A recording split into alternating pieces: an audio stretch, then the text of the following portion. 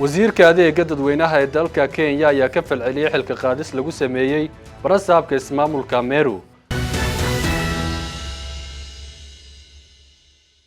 Ra'iisul Wasaare ku-xigeenka Itoobiya ahna wasiirka arrimaha dibadda ayaa sheegay inay diyaariyeen nidaam cusub oo loogu talagalay qaxootiga ku sugan gudaha dalka Itoobiya. السلام الله عليكم ورحمة الله تعالى وبركاته. كلنتي هبونا خيارتنا داونيسا كسر دوادا حلي تبنتي وركا في نماء شكال تي في اللي تبنتي وركا في نماء شكال هدي الله هو دلرالي كان نقضي واحد لسه عشرين دون نقوم محيدين محمد نورة وحنتكم مغلي دونتان وركي ساعدها وقدم بي.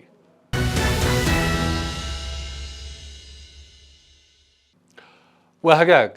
أنكو بالله به وركا نقص وجاري دلك كينيا وزير كأدي جدد وينها دلك كينيا ayaa ka falceliyay xilka qaadista lagu sameeyay barasaabka magaalada ama ismaamulka Meru.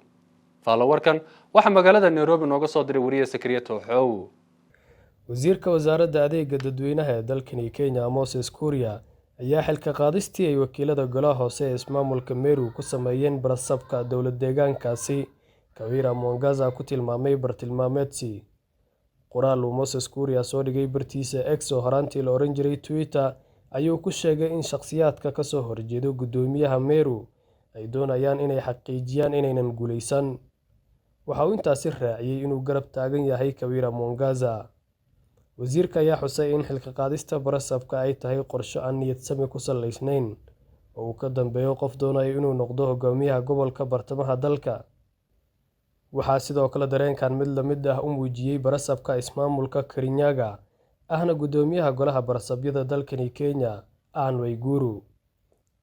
Anne Waiguru ayaa Kawira Mwangaza ku boorisay inaysan isdhiibin ka hor inta aqalka sare uunan eegin tallaabadii gelinkii dambe ee shalay xilka looga qaaday. The members have voted aye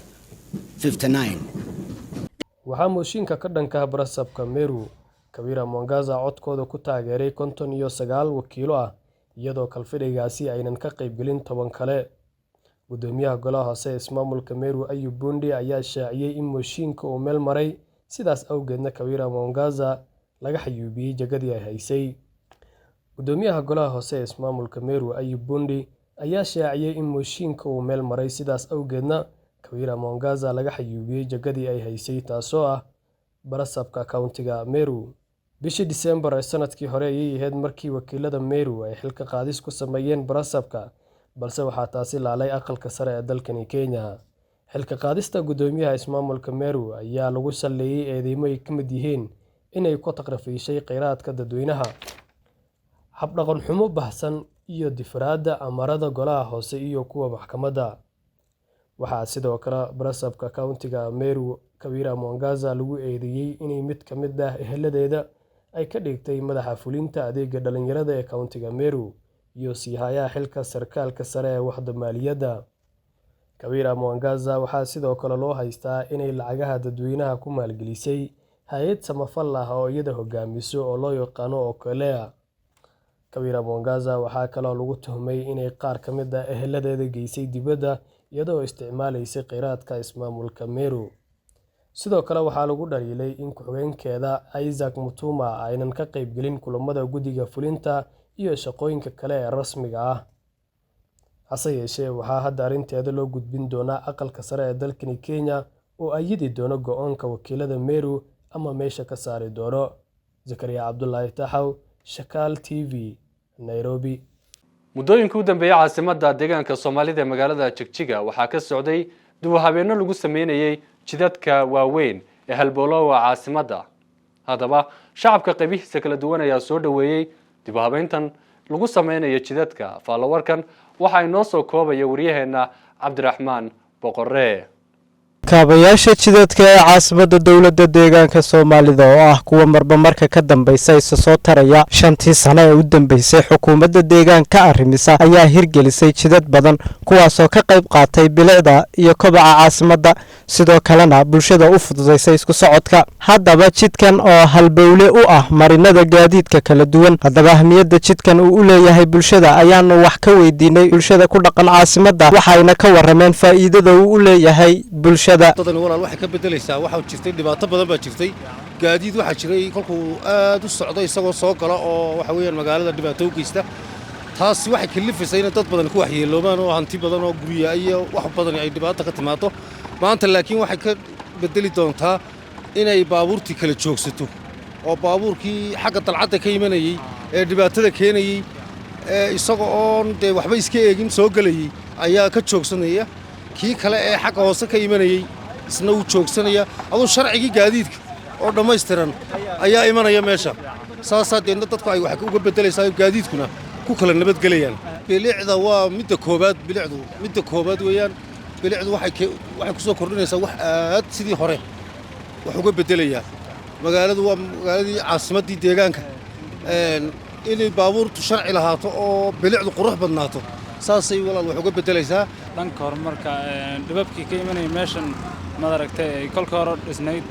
oo dee la casriyeynayo oo lagu xidhayo laydhkii taraafiga baabuurta kala qabanayay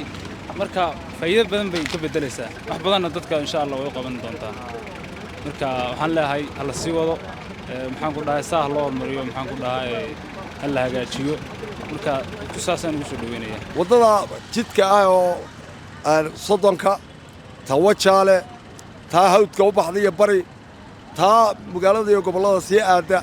afarta ayay kulmisaa waxa weeye barkulan weeyaan gawaaridu markaa iyo gaadiidka inay leerka ku kala hagto oo sida ay tahay nin waliba istiraajkiisa u qabsado ayaa loo baahan yahay marka sidaasaa loo baahan yahay in looga faa'iidaysto loona arko marka sidaa awgeed bay bilicda u soo saaraysaa dabaabaygana intii hore inuu ka yaraado ka qurux badnaada loo baahan yahay dee waa sida magaaladu markaa bilic wanaagsan oo baabuurtan hadda leerku maadaama kala joojinayo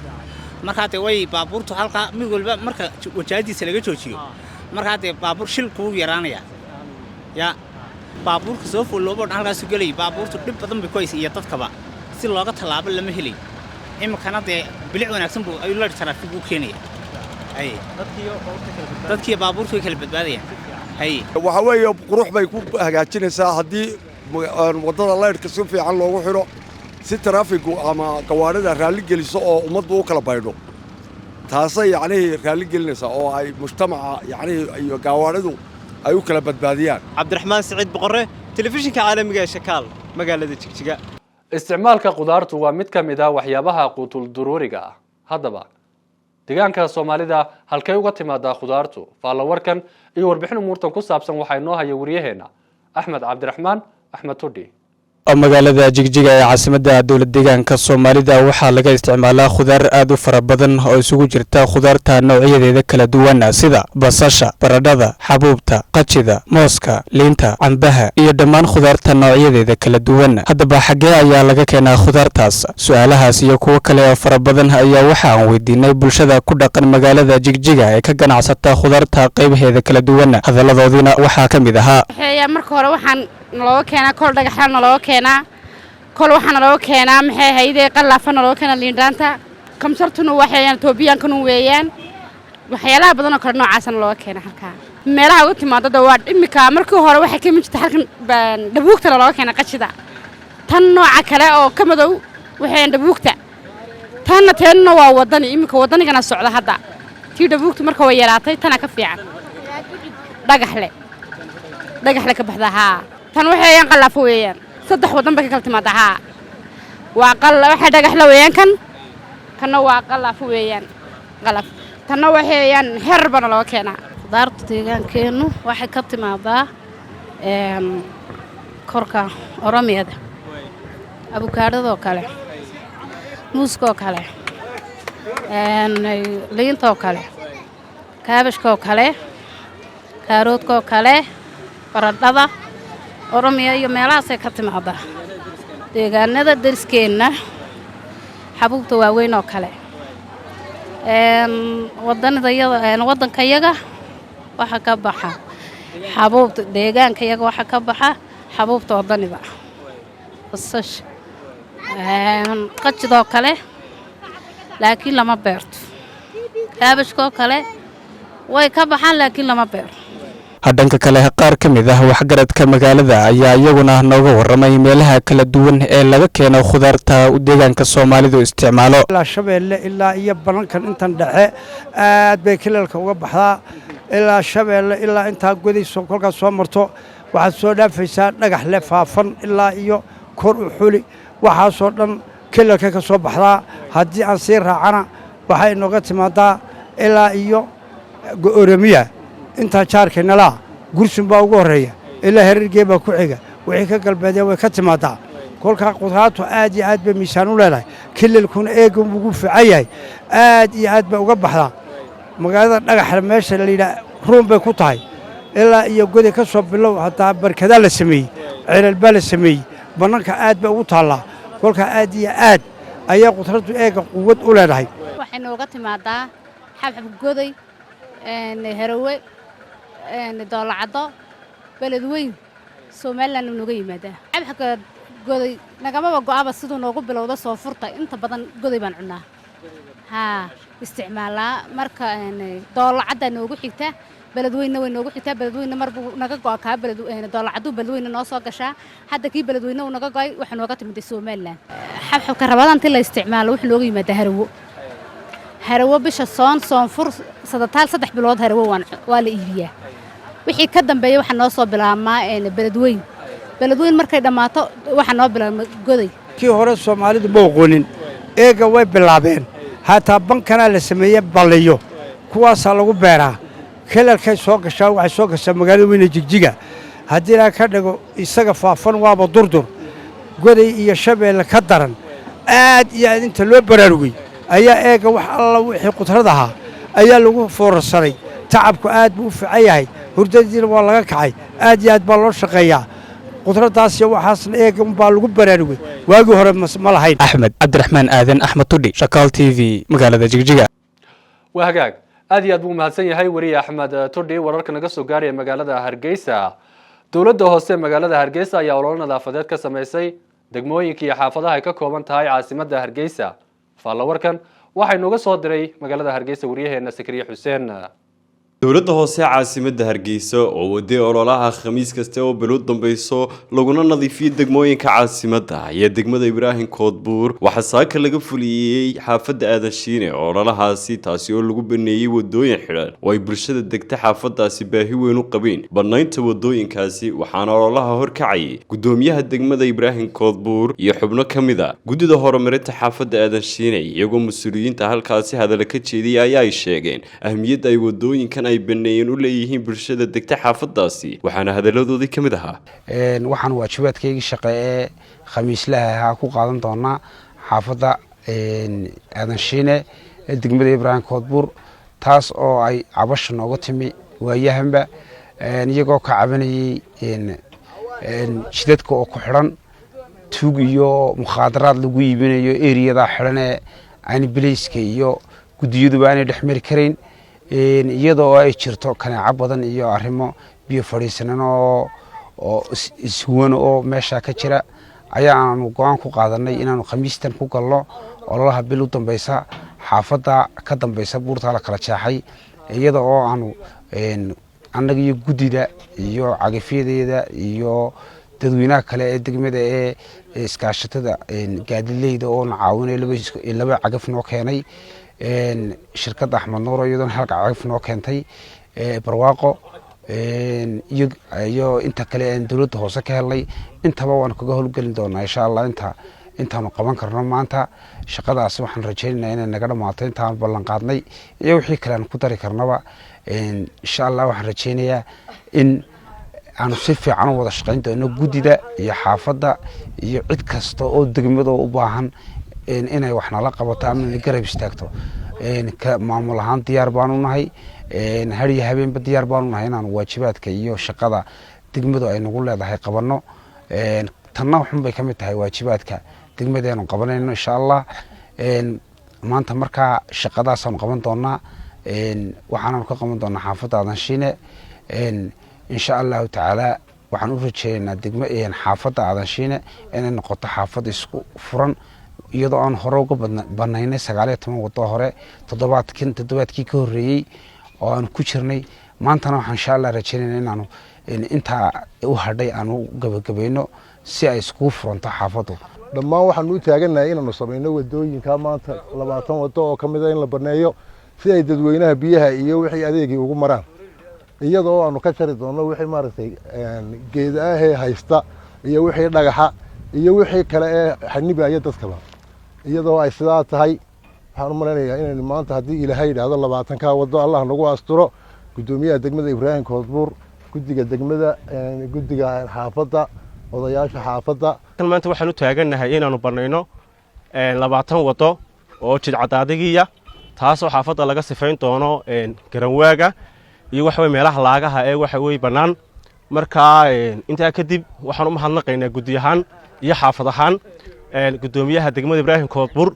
oo waxa weey nin dhalinyaro oo firfircoon oo waxa weey hawlaha xaafadda ka jira waxa weey noo dhaga nugul